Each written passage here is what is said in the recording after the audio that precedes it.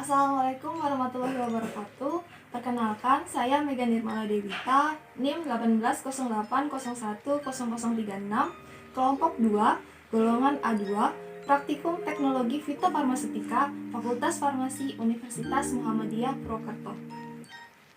Pada kesempatan kali ini, saya akan menjelaskan bagaimana proses pasca panen dan juga bagaimana cara untuk mengolah simplisia menjadi sediaan simplisia kering. Pada kesempatan kali ini saya menggunakan simplisia dari rimpang kunyit sebagai bahan yang akan kita buat menjadi simplisia kering. Secara umum, simplisia kunyit ini banyak dimanfaatkan untuk bahan pewarna pada makanan atau minuman, juga dapat digunakan untuk bahan kosmetik seperti lulur dan lain sebagainya. Kemudian juga banyak dimanfaatkan untuk jamu dan penambah nafsu makan. Kemudian kunyit ini juga memiliki peran sebagai antioksidan, anti tumor, anti kanker, anti mikroba, anti pikun, dan juga anti racun. Untuk melakukan pembuatan simplisia kering, hal pertama yang dilakukan adalah melakukan sortasi basah. Jadi sortasi basah ini bertujuan untuk memisahkan bahan yang baik untuk diolah dan juga bahan yang cacat. Pada pemilihan atau penseleksian bahan ini, pilihlah rimpang yang memiliki ukuran besar. Ini besar.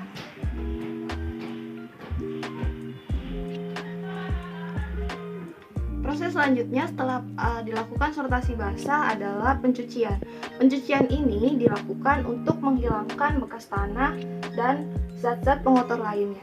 Pencucian dilakukan tidak boleh terlalu lama dan agar zat-zat yang terkandung dalam bahan tidak larut dengan air.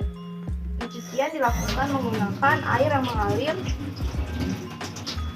tapi tidak boleh menggunakan air sungai yang mengalir karena dikhawatirkan akan terjadi kontaminasi dengan bakteri E. coli. Setelah proses pencucian selesai, selanjutnya adalah melakukan pengupasan dan juga perajangan. Pengupasan kulit dilakukan untuk memisahkan kulit dari bagian pokok yang akan dimanfaatkan dalam pembuatan simplisia ini. Pengupasan juga harus dilakukan secara hati-hati agar bagian yang akan digunakan tidak rusak dan hasil yang kita peroleh juga menjadi lebih baik. Setelah kulit terpisah dari bagian yang akan kita gunakan, proses selanjutnya adalah kita melakukan perajangan. Perajangan ini bertujuan untuk memperkecil ukuran atau mengubah bentuk. Perajangan juga bertujuan untuk memperluas permukaan dari bahan agar mempercepat proses pengeringan. Kunyit dipotong dengan ketebalan 3-5 mm dengan arah melintang.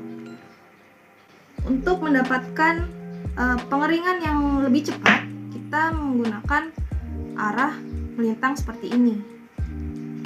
Kemudian ketebalan yang digunakan 3-5 mm ini akan berpengaruh pada kecepatan pengeringan juga. Semakin tebal simplisia dipotong, maka proses pengeringannya akan semakin lama. Untuk itu, ketebalan juga akan mempengaruhi proses pengeringan. Setelah proses perajangan selesai dan didapatkan hasil seperti ini, selanjutnya adalah masuk ke dalam proses pengeringan.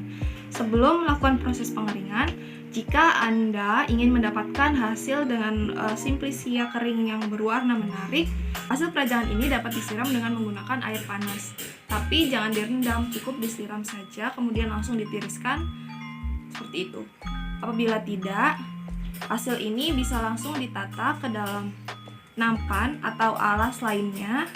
Pastikan simplisia ini tidak bertumpuk satu dengan yang lainnya agar proses pengeringan dapat berjalan secara maksimal dan seluruh permukaan dari simplisia ini terkena cahaya matahari.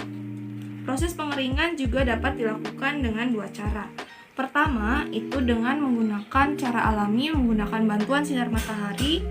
Yang kedua itu proses dengan menggunakan bantuan alat atau cara modern, yaitu dengan menggunakan oven atau alat pemanas lainnya.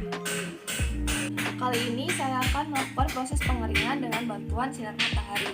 Proses pengeringan ini dilakukan selama 3-5 hari sampai didapatkan hasil yang benar-benar kering. Saat melakukan proses penjemuran ini, Simplicia harus dibalik setiap 4 jam sekali agar kedua sisi dari Simplicia ini dapat kering dengan sempurna.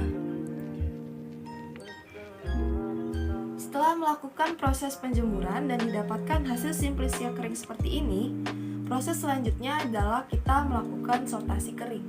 Sortasi kering ini bertujuan untuk memisahkan hasil Simplicia kering yang dengan kondisi yang baik dengan hasil Simplicia yang rusak atau cacat atau dari bahan pengkotor lainnya.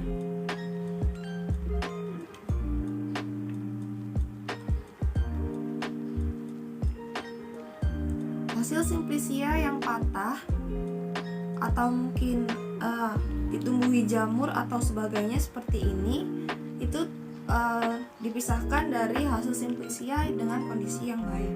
Kemudian, setelah melakukan sortasi kering, bahan Simplicia kering ini selanjutnya dilakukan penimbangan. Penimbangan ini bertujuan untuk mengetahui susut pengeringan dari Simplicia itu sendiri. Setelah melakukan proses penimbangan, selanjutnya adalah kita masuk ke dalam proses pengemasan. Proses pengemasan ini dilakukan untuk menjaga kualitas Simplicia ini agar kondisinya tetap baik. Proses pengemasan dilakukan dengan menggunakan wadah penyimpan yang sesuai. Pada praktikum kali ini saya menggunakan plastik klip untuk menyimpan Simplicia kunyit ini.